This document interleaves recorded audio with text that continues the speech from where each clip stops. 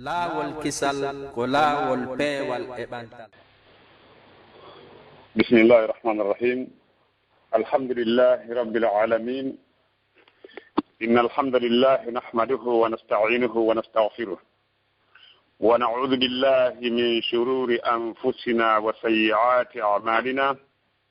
man yahdihillahu fahuwal muhtadi wa man yudlil fala hadiya lahu. وأشهد أن لا إله إلا الله وحده لا شريك له وأشهد أن محمدا عبد الله ورسوله صلى الله عليه وعلى آله وأصحابه ومن استنى بسنته واهتدى بهديه إلى يوم الدين وبعد. السلام عليكم ورحمة الله وبركاته. يتقول لن الله تودون تقول أن تقول o tagi en enen ɓeeɗo ɓiɓɓe adama o waɗi en ɓiɓɓe adama o addi en e ndiɗo leydi fiye e rewmo kanko tun hara en sirkanalimo hay e hunde. ɓaawo ɗum en ɗaɓɓirimo kanko Allah towɗo on ballal hiɗen toromo yo hawrindi en e sowaba e golleji men ɗin o jaɓana en. ɓaawo ɗum hiɗen juula e oɗo nelaɗo tedduɗo mo Allah towɗo on neli sabu yurmede ndeɗo tagore mono tindina en kala ko tawino nafa en anna ɗo nafa en laahara. hiɗen seedo wonde oɗo ko o jiyaɗo Allah ko o nelaɗo Allah ko Allah woni ko nelimo sabu yurmene ndeɗo tagore ɗulle o yottini ko o nela kon o laaɓani mofte ɗen o acci en e hoore laawol hemtigol jemma maggol no wayi wono ñalorma maggol oñotako e maggol si wona halkiɗo. yo Allah towɗo on dandu en oñagol e laawol nelaɗo ngol. ɓaawo ɗum musidɓe julɓe mi hiwrike kala musidɓe meɗen wonɓe gollude e oɗo radio Raawol Kisal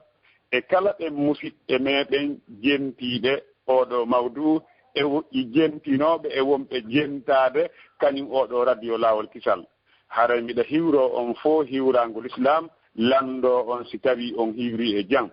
hara menen kadi min hiiri e jang. haray miɗa weltani kala ɓe musidɓe meɗen kippuɓe oɗo radio e kala kaɓe woni e leydi foti ko wonɓe ɓe ladinaga ma ko wonɓe ka radio o wonton e kala banñe ka woni e leydi. haray miɗen weltani on meɗen yiida golleji mon ɗi meɗen toro Allah towɗon yo Allah hawni o sawaba e golleji men ɗi. yo Allah subahana taala ɓeydu ɓantugol oɗo radio o waɗamo laawol kisal wona wonir noon ko laawol kisal kadi wona sabu ko en fof ko daɓiren jahannama okka en aljanna firdawsal so waɗan en ɗum. hare ɓaawɗo musidɓe julɓe mawdu mo suɗɗiɗen en ɗo hannde ko allahi wono anndirɗen noon haray ko laɓɓinalngol Allah dewal ngal tawde ko fii ngal ɗo dewal woni ko tagira ɗen. ilamu ayuha al ihwa anna ghina al abdi bi taati rabbihi wal iqbal alayhi وإخلاص الأعمال لله أصل الدين وتاج العمل وهو عنوان الوقار وسمو الهمة ورجحان العقل وطريق السعادة. ولا يتم أمر ولا تحصل بركة إلا بصلاح القصد والنية. وقد أمر الله نبيه محمد صلى الله عليه وسلم بالإخلاص في أكثر من آية فقال سبحانه وتعالى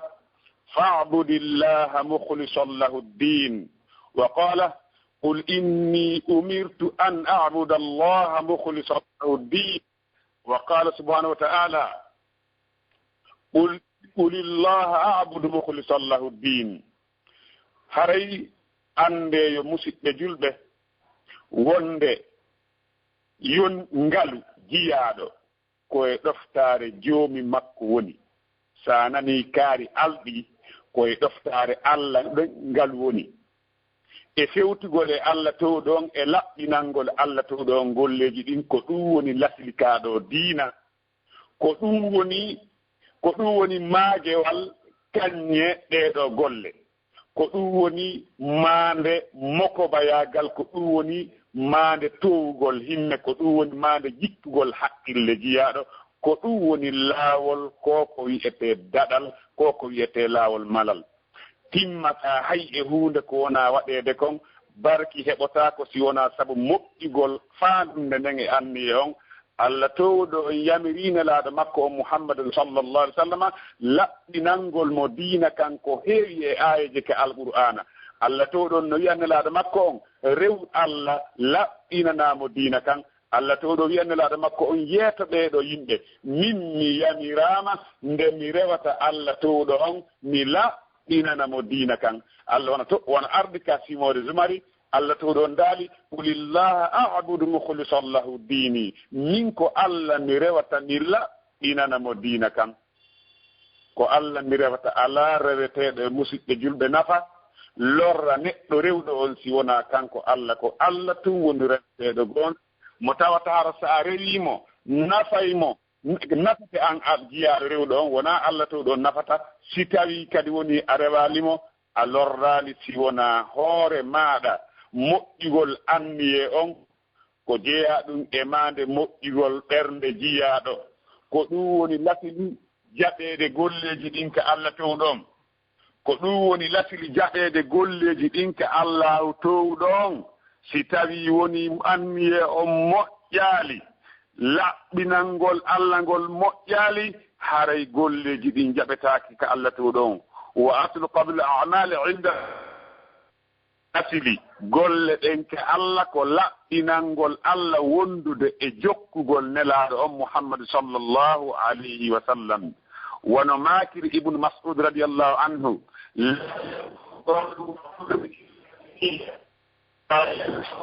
وعمل ونية إلا بالسنة ابن مسعود رضي الله عنه wondi to nelaaɗo Allah on ɓe maaki wonde nafata konngol e gollal si wona wondude anniye moƴƴo nafata kadi konngol e gollal e anniye si wona hara koko hawrondiri e sunna nelaaɗo Allah sallallahu alayhi wa sallam laɓɓinangol Allah ngol ko tedduɗum hella ɗiɗo golleji laɓɓinangol Allah ngol ko tedduɗum hella ɗeɗo dewe ala hay e hunde e dewe ko nafata ka Allah si wona hara gollal ngal no laɓɓinana Allah towɗon no jeeya ko tindinanta en wonde si tawi goɗɗo o rewi Allah kono o laɓɓinanaali Allah dewal ngal nafatamo no jeeya e ko tindinta ɗum ɗon oɗo hadisi molanaɗo vraiment yo jama on yaafo e ligne on régulata min nga moƴƴi donc haray on yaafoto musidɓe julɓe hara wiwɗen o karmakojo tedduɗo makde Abdullah ibn Mas'ud ɓe maaki wonde nafata la yanfa'u qawlun wa amalun illa bi niyya nafata gollal e anniye si wona nafata konngol e gollal si wona wondude anniye moƴƴo wa kadhalika ɓe maaki wala yanfa'u qawlun wa amalun wa niyya illa bima wafaqa sunna nafata konngol e gollal e anniye si wona hara ko haɓɓiri e nelaaɗo on sallallahu alayhi wa sallam hare e holli kadi wonde no woodani o ko wiyete ikhlas on ko tedduɗum hella dewe ɗen ikhlas on ko tedduɗum hella dewe ɗen si tawi woni en ɓeydi en hoolike wonde ko wiyete ikhlas gollal jaɓetaake ka Allah si wona no wonci wona wondude ikhlas en fof e meɗen yo en an wonde gollal nafataaka Allah si wona tawa gollal ngal no wonde ikhlas sarti jaɓeede golle ka Allah ɓaawonde tawi neɗɗo golluɗon ko o julɗo sartiji ɗin ko piiji ɗiɗi ara nun ɗum ko wiyete ikhlas laɓɓinangol Allah towɗo on gollal ngal hara imminiraali hara puusaalima e huugol dewal ngal wonɗaa e wadde ngal si wonaa ɗaɓɓugol welayi Allah subhanahu wa ta'ala no jeeya e ko ɓeydata en tindinande wonde si tawi gollal ko ngal mari valeur ka diina wo ko ngal teddi yeeso yimɓe ɓen wo si tawi ikhlasi tawaaka e maggal haray gollal ngal wonaa nafay ngal no jeeya e ko tindinta ɗum ɗon oɗo hadis mo imam Bukhari imam Muslim filli ka defte maɓɓe ɗiɗi selluɗe wonde nelaaɗo maaki sallallahu alaihi wasallam e hadisi mo Abi Hurairata filli radiyallahu anhu wonde ko appete e yimɓe ɓe ñaaweede ñande darngal ko attete huɓɓireede yiite ngen ñande darngal ko yimɓe tato nelaaɗo maaki sallllahu alayhi wa sallam arano on e ɗen ɗon ko neɗɗo sahimbinaaɗo ka jihaadi ndaare sahimbineede ka jihaadi ko jihaad e ko ɓuri mawndude e ko julɗo ɗaɓɓata kon heɓugol ko wiyetee sahimbineede kono nde tawno oɗo neɗɗo si tawi woni anniye o moƴƴaali haray gollal makko ngal ko meere nelaaɗo maaki sallllahu alih w sallam oɗo neɗɗo o noddete ñande darngal Allah towɗo on andintina mo neema konko o waɗanimo kanko tigi o andita Allah landomo joni ngal neema kellal e neema jawdi e neema mbawdi komi waɗanma kon ko honɗum gollirɗa fama amilta fiha ko honɗum gollirɗa ɗum qala kanko jiyaɗon wiya qataltu fika hatta istiritu min haɓi fima ha mi sayindina ko fima mi haɓi ha mi sayindina Allah to ɗon wiya kadabta a feni wona fi a wonnoɗa haɓirde walakinnaka qatalta li an yuqala jariyun ko haɓirɗa ko fiyo wi'e wonde hiɗa suusi ko fiyo wi'e wonde hiɗa suusi reedu hiɗa dolni hiɗa wakkili ko ɗum waɗirnoɗa ɗum faqad qila gomɗi ɗum wi'ama ɓa ko ɗum ɗaɓɓunoɗa alanama si wona ɗum innama al amalu binniyat wa innama likulli mri'in ma nawa golleji ɗin ko anniji ɗin ko woodani kala neɗɗo ko konko anniyi Allah to ɗon si wi'i goɗɗo a fenayi malaikaɓe wi a fenayi haray ko wombo hande kadi suusdaragol ɗo wiya ko goonga haray Allah to ɗon wiya a fenayi malaikaɓe wi a fenayi ko waɗirnoɗa ɗum ko fiyo wiya hiɗa suusi reedu hiɗa wakkili ɗum wowlanoma summa umira bihi refti o yamire fasuida ala wajhihi hatta ulqiya fi nnari naudu billahi min dhalik on sayi oɗo pooɗire yeeso makko ngon ha yittude jihaadi o sahindina Allahu akbar nelaaɗo maati gorko ɗin maw wa rajulun ta'allama al-ilma wa 'allamahu wa qara'a al-Qur'an oɗo neɗɗo kadi janguɗo gande l'islam o andini kadi ɗo gande o jangi al-Qur'ana o hunji oɗo kadi nodde o adde yeeso tagore nden fof Allah towɗon andintina mo neema ko Allah towɗon okkimo kon e gandal Allah landomo fama amilta fiha ko honɗum gollirɗa ngal gandal ngal mi jonnuma ko mi neeminma ɗo immorde e gandal ko honɗum gollirɗa ɗum qala o wiya ta'allamtu l-ilma wa 'allamtuhu wa qara'tu fika mi andinike gande mi jangi al-Qur'ana kono ko fiima an mi waɗiri an Allah mi immino jemma mi juuli mi waɗno bayanaji mi waɗi hunde kaari kala ka dewle humete komin jonnete haala kala ka fiifure waali komin wonno ƴettude konngol komin woni kala ka memmini komin Allah to ɗon wi'anamo kazabta a feni ko wowruɗa kon a fenayi wa qara'ata al-Qur'ana li yuqala huwa qari'un jangirɗa al-Qur'ana ko fiyo wi'e on ko janguɗo ko ɗum jangirnoɗa al-Qur'ana wona fi an min si Allah wi'i goɗɗo o fenayi ala wi o woɗon ko goonga awa haray yo ka seedo e min enen wonɓe jannude al-Qur'ana e jangayɓe e waajotoɓe yo taw hara anniye on fof ko ittigol majjere e ma an wonɗo jangude on taw itta majjere e yimɓe ma ɓen noddana kaaɗo diina ɗaɓɓugol welay Allah jogo ka annabaɓe feƴƴuno ɓen fopp wino ɗon in ajriya illa ala alladhi fatarani in ajriya illa ala Allah in ajriya illa ala rabbi yo karamokojo jogo ɗon wiigol min joddi andin ko Allah towɗo on fawi si tawi woni karma ko jogge ɗon haray malore wodanima si tawi ɗum woopi haray ko malkiso Allah subhanahu wa ta'ala danda on haray Allah towɗo wiya oɗo kadi ko waɗirnoɗa ko fiyo wiya on ko janguɗo on ko anduɗo ko ɗum waɗirnoɗa ɗum faqad qila gombi ɗum ɗon kadi wi'ama oɗo kadi yamire o pooɗire yeeso makko ngon ha o naatoya kayite jahannama Allahu akbar wondude e tawde nelaaɗo maaki sallallahu alaihi wasallam hunjiiɗo al-Qur'ana on mawɓe makko ɓen ko hippeteɓe maajewal kañƴe ɓe daro kadi ka tirbin ñande darngal kara han o mo tawata hara neɗɗo Allah haali makko woniri ni mawɓe makko ɓen fan en ɗon jonnama ngal ɗo teddungal yeetelan neɗɗo hunjiiɗo alqur'ana on ɗon kanko honɗum on ɗon kan waɗante kono si tawi lasili on boni ɗum sarti on boni haray ida fuqida shart fuqida almasrut si tawi sarti on manki haray ko sartana ko manki nde tawno sarti jaɓeede golle ɗen ka Allah ko ikhlas oɗo o ala o heɓaali ɗum wona Allah o waɗani oɗo tawi gollal makko ngal ko perdungal ngal jaɓetaake Allah ko Allah wondude e mawnugol ɗeɗo golle hunjagol alqur'ana kala ko woni sengoli arsi on sengoli arsi Allah on kala ko woni sengoli arsi on fof ko tagaa ɗum si wona alqur'ana ko haala Allah hunjiiɗo alqur'ana jangi alqur'ana gollitirnde ko on ɓuri moƴƴude e denndaangal ɓiɓɓe aadama ɓen wona nelaaɗo maakiri noon sallllahu alayhi wa sallama e hadis ma Usman ibn Affan filli khayrukum man ta'allama alqur'ana wa 'allama o ɓuri moƴƴude e mon fof ko on anndiniiɗo alqur'ana o anndini nde o waawi alqur'ana qur'ana kadi waawi mo tawi qur'anare nden serenayi mo wono laatirno Umar ibn al-Khattab radiyallahu anhu kana waqafan inda kitabillah o laatirno ko o dartoɗo sanga deftere Allah men kadarnimo ɗon ko ɗon o darto noon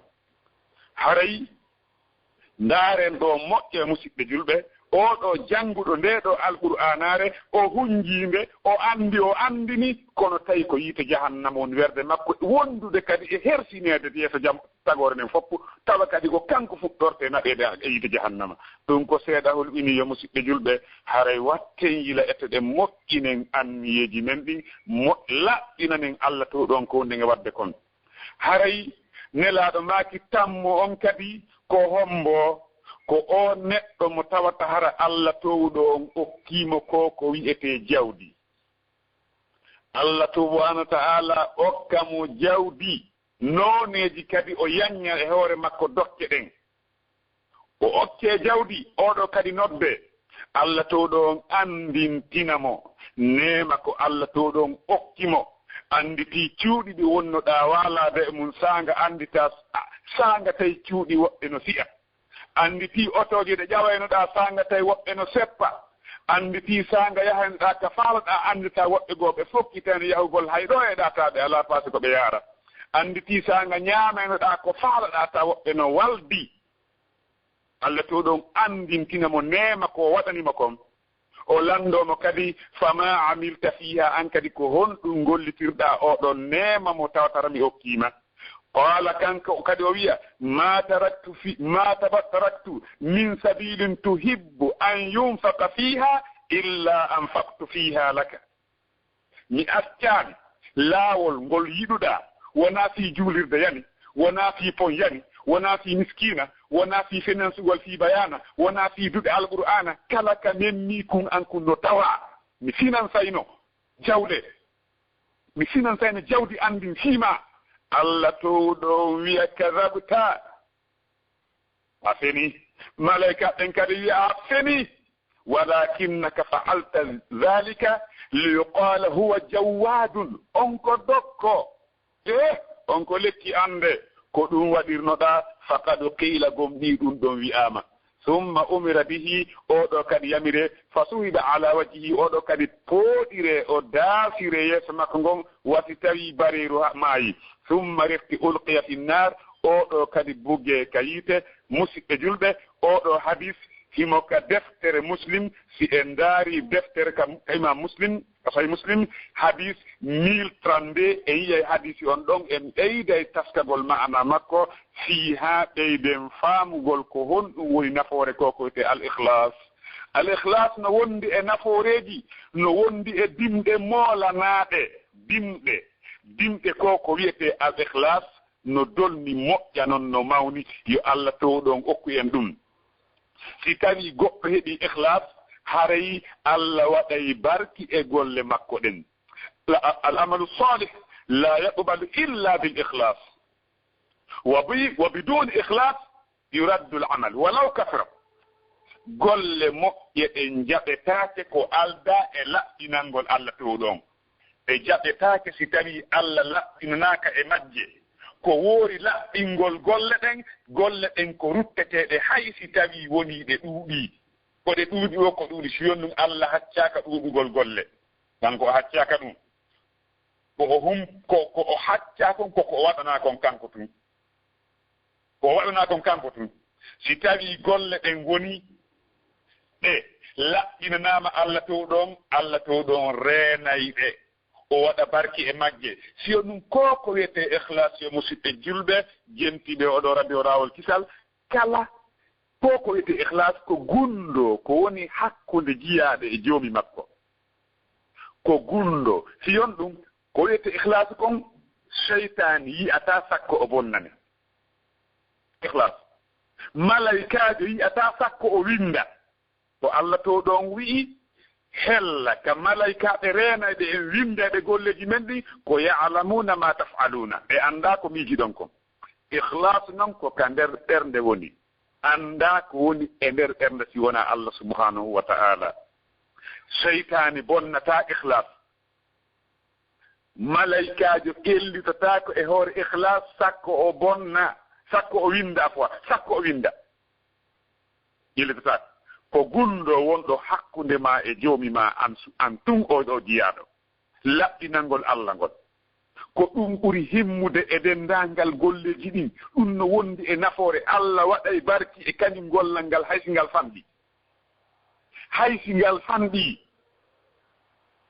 fanɗi Allah to ɗon waɗay e barki e maggal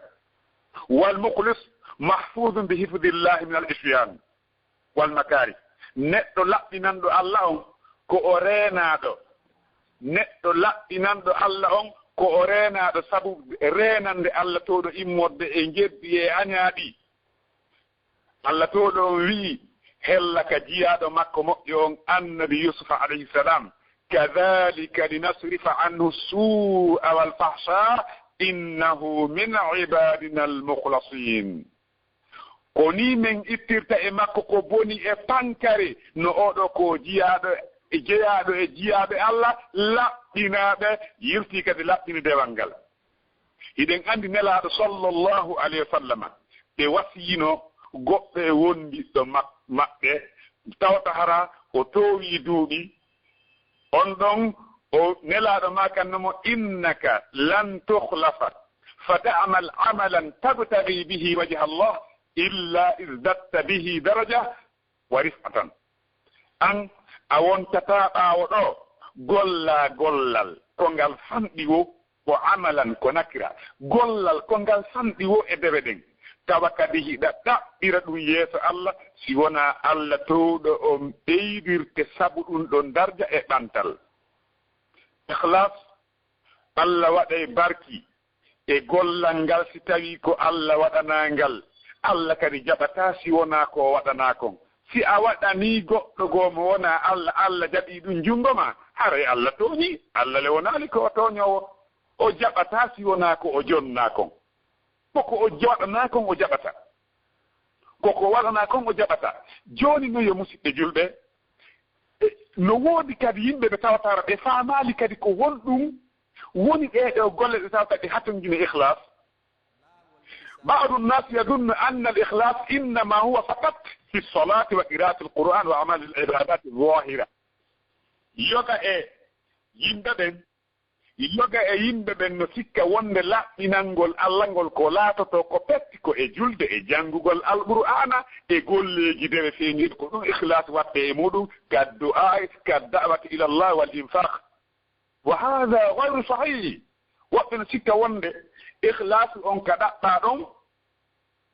ko janngugol alqur'ana ma juulugol ma ittugol sadaka ma noddugol faade e yimɓe ɓe nodda e l'islam woɓɓe no sikka wonde ikhlasu on ko ɗon tun ɗaɓɓa ɗum wona ko selli noon fal ikhlasu wajibun fi jamil ibadat hatta ziyaratu ljari wa silatu l arham wa birri l walidayn ha hewti yahugol hiwro kawtal ma ha hewti jokkugol emɗan e ɗiggalngol nene e baaba kala dewal wono karma ko ɓe men tedduɓe ɓe holliri en noon wonde ko wiyete kon dewal ko kullu ɓe maaki al ibaratu ismun jami'un li kulli ma yuhibbuhu llahu wa yardah min al aqwal wal a'mal al-zahirati wal khafiyya wal batina ko wiyete dewal ko kala ko Allah towɗo on yiɗi immorde e konguɗi e kuuɗe feeñuɗi e wirniiɗi ɗum ɗon ko Allah towɗo on woni ko waɗante ɗum ko wiyete dewal ngal noon kala wa kullu fi'lin yuhibbuhu llah wa yardahu wajibun fi l-ikhlas kala gollal ngal Allah towɗo on yiɗi o weltori no waɗɗi e muɗum laɓɓinalngol Allah towɗo on mahma kana min al-amal noon ko laati hay hewti ka huwondire hara a sooday woni ka huwondire wona soodugol e yeeygol ma golludugol e goɗɗo eto laɓɗinana Allah towɗon anni e ma on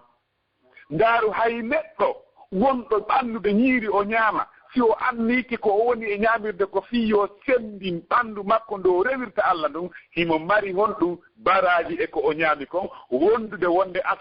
aslu ñaamugol e yargol ko honɗum ko almubah la yusabu fa'iluhu wa la yuaqabu tarik heɓata baraji huuɗo on heɓata kadi bakkato neɗɗo accuɗo kono si a moƴƴini anni e ma on a waɗi haray hiɗa mari honɗum ko baraji hiɗa mari musab moƴƴugol anni e ma on innama al-amalu binniyati wa innama li kulli mri'in ma nawa on hadis no ƴetti feccere golleji ɗin fof e dewe ɗen donc haray kala yamirore ko Allah towɗo yiɗi o weltori immorde e konguɗe e golleji feeñuɗe e wirniɗi ɗum ko dewal noon wajibum wa wajibum fi al-ikhlas billah no waɗɗi laɓɓinalngol Allah towɗon e muɗum wa in qolla haysi famɗi joni noon ko honno laatorta laɓɓinɗo dewal yo musidɗo julɗo ngal dewal ngal wonɗa waɗirde ɗo fuɗɗandema e ko wonɗa e jentade ɗo bayana ko honno heɓirta ikhlase ɗum ɗo an takuna niyatuka fi hada al-amal lillahi koyo laato anniyema on e ngal ɗo gollal ko wonande Allah yo taw ko wonande Allah wonɗa waɗande ngal ɗo gollal ko nde laatoto anniyema on ko wonande Allah la turidu biha ghayra Allah a faandora ɗum ɗo si wona Allah la riya'an wala sum'a wala rif'atan wala tazallufan inda ahadin min annas a faandora ko wonɗa waɗirde kon wona fiyo a yi'e wona fiyo inde ma nane wona heɓugol ɗantal wona heɓugol ɓadagol hay e gooto e yimɓe ɓen wota habbo mantede junngo hay e gooto ko wonɗa waɗirde wota hulu kadi ñiñeede junngo hay e gooto fa ida kanat niyatuka lillah wahdahu wa lam tazayyan amaluka si tawi laatike anniye ma on ko wonande Allah tum a cuɗinaali gollal ma ngal li ajali basari fa anta mukhlisun hare ko a laɓɓiɗo dewal ngal si tawi anniye ma on ko wonɗa salligi on a ɓanni hara ko salligi ɓanniɗa anniye ma on ka salligima ko wonɗa waɗirde oɗo a salligi go'o ko yamirore Allah wonɗa e huude ɗimmum ɗum hiɗa hasimitorde baraji ɗin laaɗo maaki sallllahu alayhi wa sallam si goɗɗo sallidike o looti yeeso makko ngon sintere ndiyan ko sakkitato sintude kon sintiday e bakkatuji ko garede kon yeeso ngo si o looti juuɗe ɗen sintere ndiyan ko sakkitato sintude kon sintiday e bakkatuji makko ko o memiri juuɗɗen wakadalika koyɗe ɗen hara ko heɓugol ɗi baraji wowlaaji ɗo wonɗa e ɗaɓɓirde haray ko ɗum wiyete al-ikhlas laɓɓinalngol Allah towɗon hanana julɗo wo ka o ardina e gollal wo gollal si wona o esoto taw o moƴƴina taw anniye makko ado o natangal gollal ngal ado o natangol gollal ngal anniye on wiwɗen ko sarti e jaɓede ɗeɗo golle laɓɓinde ndangal golleji maɗi wonande Allah towɗo on tum wona Allah towɗo on yamiri ɗum ka deftere makko teddude Allah towɗo wi qul inna salati wa nusuki wa mahayaya wa mamati liman lillahi rabbil alamin la sharika la wa bidhalika umirtu wa ana awwalul muslimin julde ande e kirse an kala komi hirsata kon fof e komi huwata kon e gurdam am ɗan e fii lahara on ko Allah tummi waɗanta ko Allah tummi waɗanta o alaa kadi hawtidiiɗo e ɗum fiyon ɗum Allah tuuɗo wii ka alqur'ana makko faman kana yarju liqa'a rabbih falyamal amalan salihan wala yushrik bi'ibadati rabbih ahada. Kala on laatiiɗo himo tamƴini fottoygol e joomi makko yo o gollu gollal hara kadi ko ngol moƴƴungal ɓey wota noon o hawtudu e dewal joomi makko ngal hay e gooto yo taw ko Allah tun o woni ko o woni waɗande ngal ɗo dewal yo Allah newnan en waɗugol ko woni en waɗira immodde e dewe waɗanen Allah towɗon kanko tun musidɗo julɗo ñiijitii fewndo wonɗaa waɗde ngal ɗo dewal fewndo ittata sadaka ene fewndo ittata oɗo 1000 francs sadaka ko honɗum waɗirɗaa ɗum ko yo Allah yo ɗe laahara kaa ko an kadi ko ñannde maapiɗaa yo Allah ittane andema nden gollal nafayingal ma ngal Allah yoɓayma ngal man laahara koko waɗanɗaamo kanko Allah taw ko yo yoɓe laahara ko ɗum yoɓayma toon wa ma li ahadin indahu min ni'matin tujza illa bitigaa wajhi rabbil a'la alana hay e gooto ko o yoɓete ka Allah o wiya alhamdulillah mi yetti Allah alana hay e gooto neema ko goɗɗo yoɓete o wiya mi yetti Allah mi weltike si wona hara ko fewndo o inni e gollugol gollal ngal tawa ko ɗaɓɓugol yeeso joomi makko ɗaɓɓugol welayi Allah taa ko ɗum o waɗande on ɗon no tijjaka o yarla yo Allah towɗo on wela en fof e meɗen naata aljanna firdaws hara musidɓe julɓe ko honɗum woni wonta sabu ko wonata neɗɗo on yowonu neɗɗo laɓɓinanɗo Allah towɗo malaɗo anna e laahara ko woni no jeeya e sabuuji mu'um no jeeya e ko wallitoto yo jiyaaɗo on woni laɓɓinanɗo Allah yoga e toɓɓe en yewtay ɗo yo leere men on yonde haray toɓɓere arnere nden e ko wonta sabu yo goɗɗo woni laɓɓinanɗo Allah addu'a toragol Allah towɗon yo Allah arste ko wiyete kon laɓɓinangol Allah kon yo andi yo musidɗo julɗo peewal ko e junngo homboni ko e junngo Allah woni ɓerɗe ɗen no hakkunde kolli ɗiɗi Allah yurmeteɗon immorde kolli makko ɗin o yiltiniray ɗum no o faalira joni a ɓaha andi ko e junngo Allah woni awa ɗaɓɓiri Allah ɗum ɗaɓɓiri Allah toño faade ka Allah bakkitoɗa faade ka Allah on jogitiiɗo peewal feññinanmo haajuma on feññinanmo baasal ko haton jinɗama kon ko haton jinɗa kon e junngo makko toromo was'alhu dawman al ikhlas toromo ko duumi yo arti ko wiyete kon laɓɓinangol mo wa qad kana akthar du'a Umar bin Khattab radiyallahu anhu laatike ko ɓuri no jeeya e ko ɓuri ɗuuɗude ko Umar bin Khattab torto Allah allahumma ij'al amali kullahu salihan Allah waɗu dendaangal golleji an ɗin harate foppu majje ko ɗe moƴƴude waj'alhu liwajhika khalisa wala taj'al li ahadin fihi shay'a Umar bin Khattab no heewi ko torto Allah ɗum ɗo Allah waɗu golleji an ɗin ɓe foppu komi golte gontaako ko moƴƴi ɓaayinaate aronka e ɗum innaka ala kulli shay'in qadir waɗu golleji an ɗin ɗi fopputaako ko moƴƴi mi huwata waɗa ɗum golleji kadi moƴƴi kadi mi huwata tawa ɗi foppu majji hara ko wonande welayema wonande yeeso man hara koko laaɓuɗum ko antu waɗana hara hay e gooto ala jeɓa e muɗum wala taj'al li ahadin fihi shay'an wota waɗan hay e gooto e muɗum jeɓal fus wota waɗan personne e muɗum jeɓal yo wonu tawa ko an Allah tun woni ko waɗana no jeeya wiwɗen e ko wonta sabu yaa wonu neɗɗo laɓɓinangol Allah toragol Allah Allah arsikan laɓɓinangol ma golle am ɓen Allah arsikan laɓɓinangol ma dewe am ɓen toroɗa ɗum joomi ma tabaraka wa ta'ala ko jaɓawo du'a attani ikhfa'ul amal ɗimmon ɗum e ko wallitoto yo gollal ngal yongal jaɓe ka Allah bimana yo neɗɗo on woni ko o laɓɓinɗo Allah suuɗugol golle ɗe tawata harano ɗaɓɓa suuɗugol wonu anden tongirden den ɗon e ɗaɓɓa suuɗugol no woodi golleji goo hara no ɗaɓɓa yo feññine tawno e muɗum noone goo e suusingo yimɓe ɓe waɗugo sifa muɗum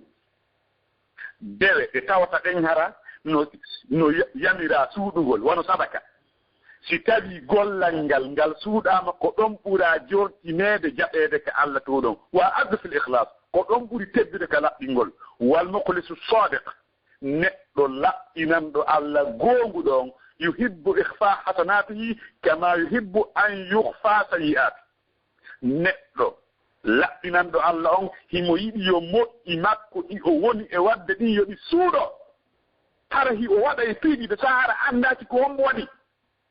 no heewi e feƴƴiɓe moƴƴuɓe ɓe tawata hara ko ɓe sadakaji maɓɓe ɗin ko jemma ɓe sendirta goɗɗo duña baafal mum ka baafal ngal ɗuɗita tawa saku maaro no jooɗi ka dambugal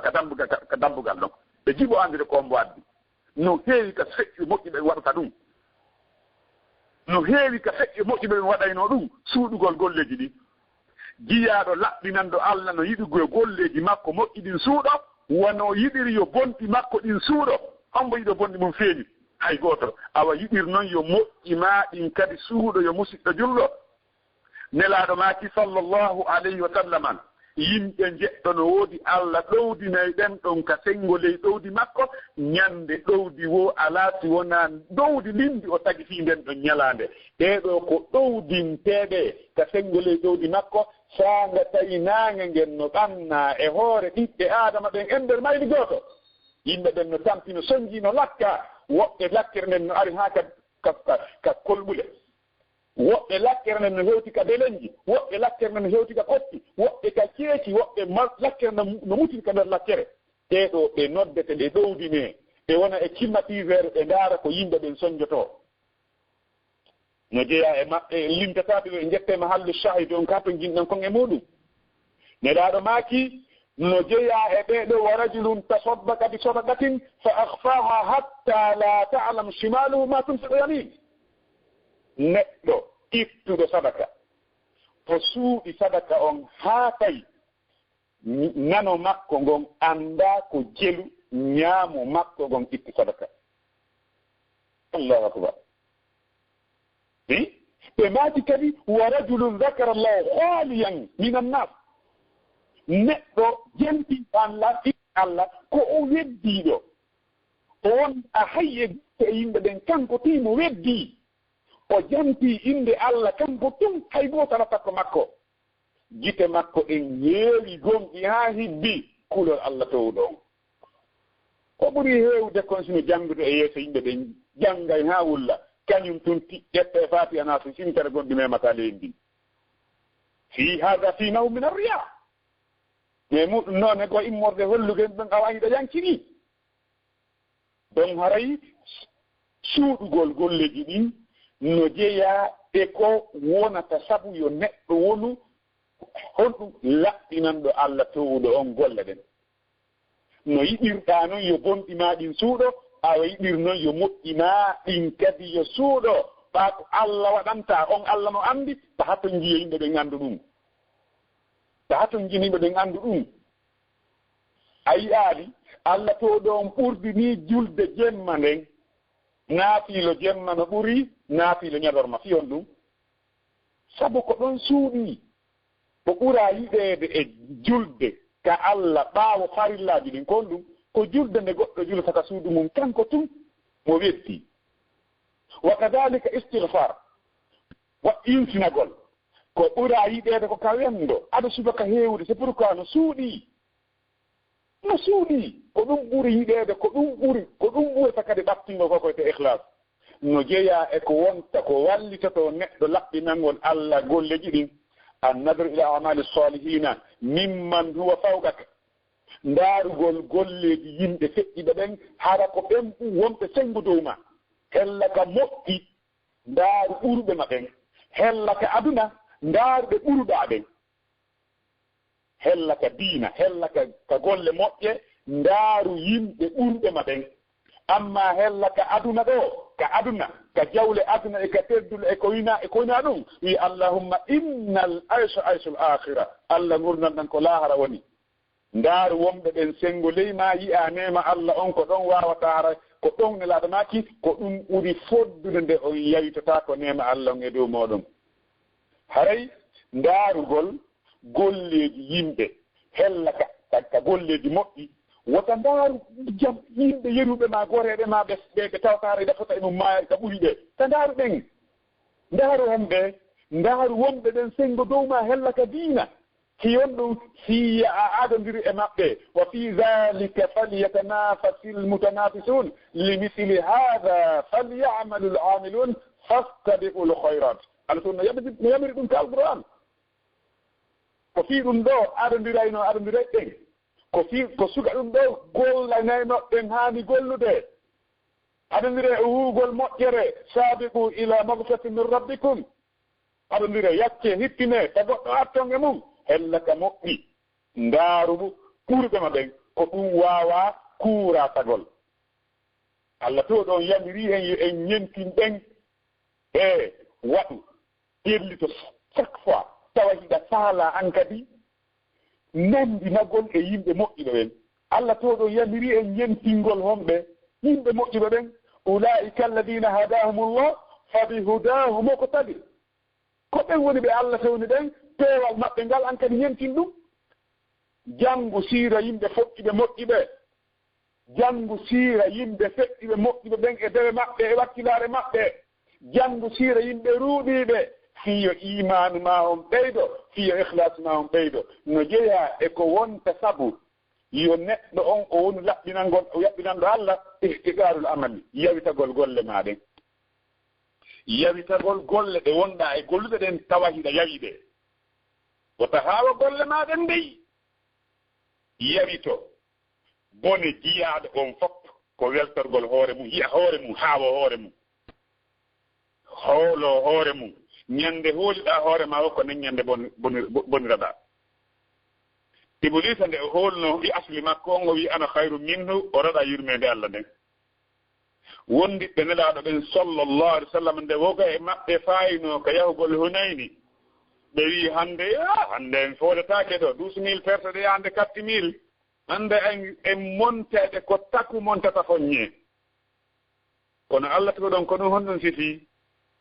o wi walaqad nasarakumullahu fi mawatina kathira allah walli on nokkureji ɗuɗri dey wa yawma hunayni wara ñande hunayni en id ajabatkum kathratkum allah daali falam tugni ankum shay'a goɗɗo wota haawa hoore mum wota haawa andu moone wonnone si a rewi allah ha a yoosi ka nder dewal a wawata yoɓugol nema gooto ko allah tuɗo waɗanma kon si a rewi allah ha a yooti nder ton ya andu ɗum wonata coggu aljanna ma on wawata wonde aljanna on ko e yurnede makko o okkata aljanna mo faala okkude nelaɗo maki sallallah sallam gollal hay gooto e mon narata ɗum aljanna ɓe wi nelaɗo hay an nelaɗo maki hay min si wona allah soddiranmi yurmede makko nden musidɓe julɓe ko hombo anduɗen no rewa allah ha hewtiti nelaɗo sakko ɓura neɗɗo wi'aɗo wonde allah to ɗo yewtanima junubaji ma ko fuɗɗorɗa ko sakkitorɗa on immi o juuli jemma ha koyɗe ɗen ɓuuti sonnaade makko o wi ko honɗum wonɗa e lettirde hoorema ni e allah yewtanalima ko feƴƴinɗa ko wonɗa e ko huwoyta o maaki afala akuna abadan shakura e mi laatota ko jiyaɗo jarnowo allah hara ko goɗɗo e men yeeta ɗum wonde yewtanama junubaji mum no tummidirde koyeɗen jooɗo hande kadi wonta golle min nayi gotungoy min mi lombino haray yo allah woni ballo meɗen haray en andu wonde yawitagol golle mum en no jaa e ko wonta sabu yo allah towɗo on walle laɓɓinanalo dewal ngal bone jiyaɗo on fappu ko haawagol hoore muɗum haawagol hoore mum ko bone si tawi goɗɗo haaliti hoore muɗum haɗa ihlasa ko nder tan no woodi ha karama koɓe wiɓe man ra'a fi ihlasi l ihlas fa ihlasu yahtaji ila ihlasi kala yiwɗo ihlasu makko wonde o laɓɓini haɗa ihlasu makko fa tangini laɓɓingol donc haray sikki wo ala mo haalite gollal ngal gollal ngal gollal makko ngal honɗum ngal bonay few so haawiɗa ngal o ngal bonay donc haray ɗum waɗata e yawitoɗen golleji men ɗin wota en ha golleji men anden ko rewɗen allah o ha yoosuɗen ka nder dewal ɗum okkata en aljanna ko allah to ɗon wasa ɗum ɗon sabu e yurmede makko okka en aljanna yo allah subahana wa taala okku en fo e meɗen aljanna firdaus musidɗo julɓe ne jeeya e ko wallita to fii wonugol laɓɓinanɗo allah to ɗon alkhawfu min adami qabuli amal hulugol waateede jaɓaneede ɗeeɗoo golle kala gollal ngal neɗɗo on huuwi si tawii a gollii gollal hulu ene hara Allah jaɓaniima ngal si on miijitike en tawi ɗum no hulɓinii miijitoɗen ñannde darngal luumo ngon ko luumo wooto marché ɗen ko nde wootere fet soodoowo on ko gooto ko o faalaa kon ko huunde wootere si tawii o soodanaalima soodoowo ala a yiltitataako kadi ɓertiya no hulɓinii si Allah wii ɗon goɗɗo nden ñannde an golle maaɗen mi faalaaka alaa waɗanooma intervention haa Allah jaɓanoma golle maaɗen hulu miijitiyo musidɗo julɗo ila fuɗɗiɗaa rewde Allah a heɓii kaydi wonde Allah jaɓaniima ila fuɗɗiɗaa rewde Allah e julde ma e korka ma e hajji ma e kala ko waɗɗaa a heɓii kaydi wonde Allah jaɓaniima baraji ma ɗin ko wonto waali hiɗa mari kaydi wonde Allah yawtaniima junubaaji ma ɗin te taskii moƴƴa alaa kaydi wonde Allah yawtaniima junubaaji ma ɗin alaa kaydi wonde Allah jaɓaniima ko golluɗaa kon si o jaɓanaanima ko hombo jaɓanayma si tawii ndeññande o wii o faalaka golle ma ɗen ko hombo yahata o soodane taa a yiltitoto ka aduna ɗo waawataa newaade aduna abadan tooɗe newtaako kala gollal ngal golluɗaa toro Allah yo Allah jaɓani tawa kadi hiɗa huli daari nde sonnaganelaaɗo on nene Aisha radiallahu anha yo Allah wela nene Aisha wele kala welaaɗomo du'aniimo yo Allah huɗu kala huɗuɗomo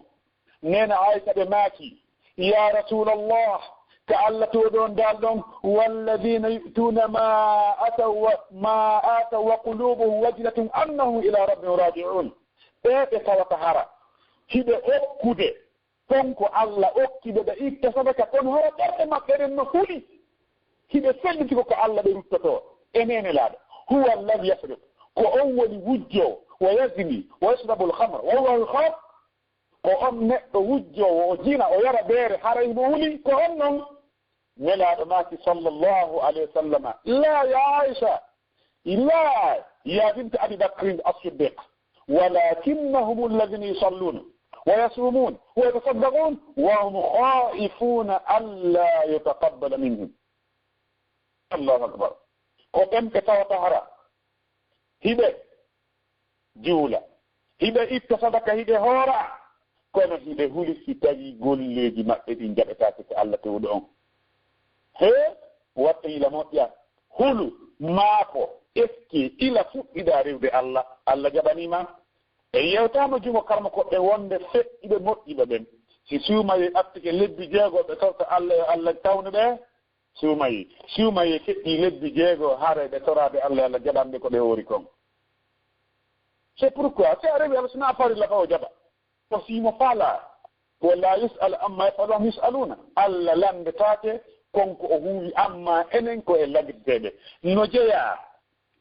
e ko wonta sabu ɓa leer men on ɓattike jooni e raɓɓimbinay woni no jeeya e ko wonta sabu e wonugol neɗɗo laɓɓinanɗo Allah waateede battingol konnguɗu yimɓe ɓen ko ɓuri e heewde kon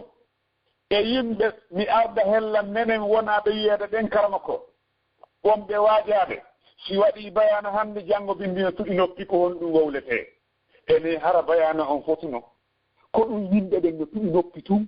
hino tuɗi noppi ko honɗum wonaa wowleede si tawii hara wonii ko mo haada e jooɗi kono habbii taw no manteede wowleede ɗo ko ɓe woni nokkel kaari waɗi ɓe nokkel kaari ta ustaasi en no ƴuufa tum kadi o ɗiiɗon ɓe ƴuufa tum c'est pourquoi a mantay goɗɗo tum o toowa haa o yawo yimɓe heddiɓɓen fof donc wota waaji yimɓe ɓen tabat ko manti yimɓe ɓen ko mantata kon tabattiŋe ma neɗɗo hawrindinaaɗo on ko on woni mo heɓataa batte fus ko yimɓe ɓen mantatano kon o haajaka ɗum si yimɓe ɓen mantiimo e hoore moƴƴere ko o huuwi e hoore ɗoftaare ko o waɗi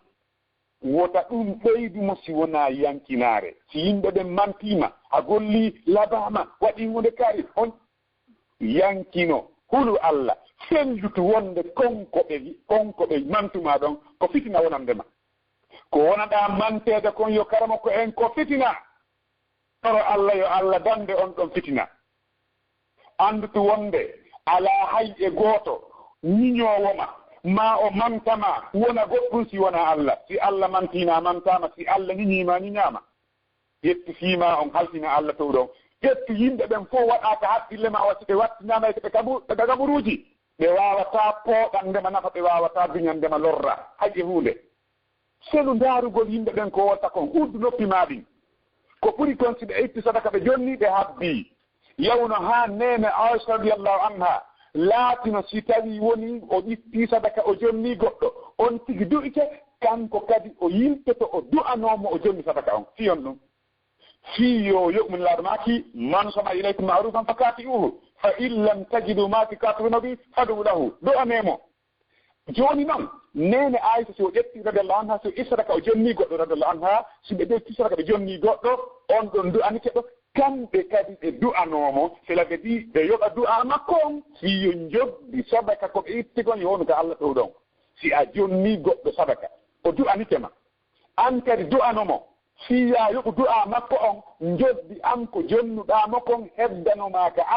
Allah tow ɗon yoɓe ɗum ka makko Allahu akbar watte ila musidɓe julɓe watte ila ko ɓe woni ñentinteɓe men ɓen e ko moƴƴi ton donc haray no jeeya e ko wonta sabu yo neɗɗo on heɓu ko wiyete kon ihlas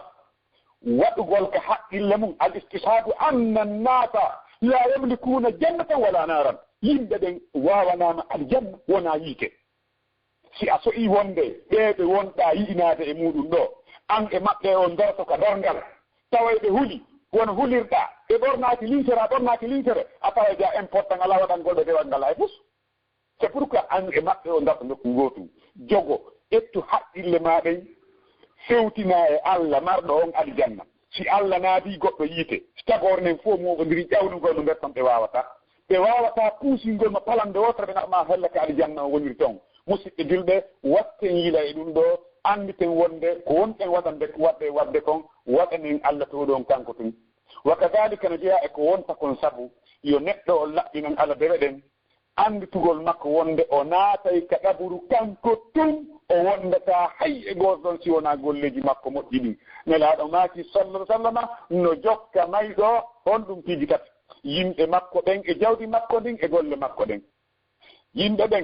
yimɓe makko ɓen jawdi makko ɗin fof arte ko heddoto e fen makko ko ɗe golle makko ko ɗen gollata ko ɗen golle makko moƴƴe ɗen ma bonɗe ɗen ko ɗen wonata e makko ɗon si ittemo wulako ɗon andutu wonde ñande goo a maayay an tunke ɗaɓuru an e golle ma moƴƴe ɗen eto gollana ɗum aɗo laawade haray musidɓe julɓe hawnaki tawa yewtere nden nde juuti nde fota haray ko fewndo ɗo wawɗe wonɗen e darade e oɗo mawduu haray miɗa yiɗuno kam ɓanginana on ɓuri ɗo kono ko mbiri ko goɗɗo andi kon o andinta somi yiɗi mi andina on ɓuri komi andi kon mi fenayi ɗulle haray no hulɓini ha si tawi woodi ko goɗɗo nani e nde yewtere ɗo tawi welimo ok donc haray wiɗon si tawi woni goɗɗo woodi ko o nani e nde ɗo yewtere tawi hawrodiri e sawaba tawi welimo yo andu ko immorde Allah koyo o jarnu Allah tun foddi e jarnire ɗum wonamin amma siko faljere haray hanin e jogui téléphone on